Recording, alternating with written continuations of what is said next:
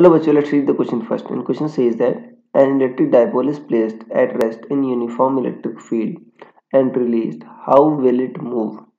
So students, सबसे पहले आपको समझना होगा कि की कंसेप्ट क्या यूज हो रहा है. So की concept is electric dipole. Electric dipole देखो बच्चों, इलेक्ट्रिक डाइपोल क्या होता है, उसमें पॉजिटिव और निगेटिव चार्जेस क्या होते हैं, स्मॉल सेपरेशन पर रखे होते हैं. तो मान लो एक प्लस क्यू चार्ज है, दूसरा क्या है, माइनस क्यू चार्ज है, यूनिफॉर्म फील्ड में रखा है. तो बच्चों इस पर नेट फोर्स क्या होगा, पूरे सिस्टम पर बात करें तो मान लो इलेक्ट्रिक फील्ड ई यूनिफॉर्म है, तो जहाँ पर पॉजिटिव चार्ज है वहाँ पर भी ई है, नेगेटिव चार्ज पर भी ई है. तो क्या होगा, q into e plus minus q into e. तो नेट क्या आ जाएगा बच्चों, जीरो आएगा.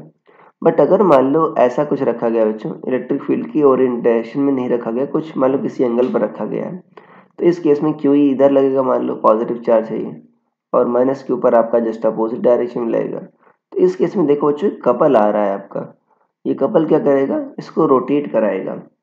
तो बच्चों ट्रांसलेशन मोशन तो हो नहीं सकती क्योंकि नेट आपका फोर्स जीरो आ रहा है, बट टॉर्क आपका नॉन जीरो आएगा अगर मान लो ये किसी एंगल पर रखा गया. टाउ की जो वैल्यू होती है बच्चों, पी ई साइन थीटा होती है, पी इसका डाइपोल मोमेंट होता है, राइट. पी क्या होता है, अगर लेंथ एल है तो पी क्या होता है, क्यू इंटू एल. तो अगर बच्चों थीटा जीरो नहीं है या 180 नहीं है, अदरवाइज आपका क्या होगा, ये टॉर्क जनरेट करेगा. तो बच्चों टॉर्क क्या करता है, रोटेट करवाता है. सो क्या होगा, ये हाउ विल इट मूव पूछा है, तो it will rotate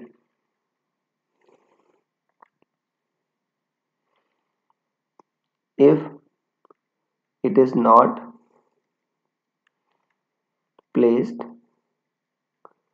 along E or just opposite to E, or just opposite to E.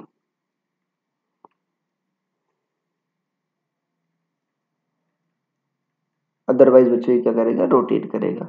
So I hope you understood it well. Best of luck.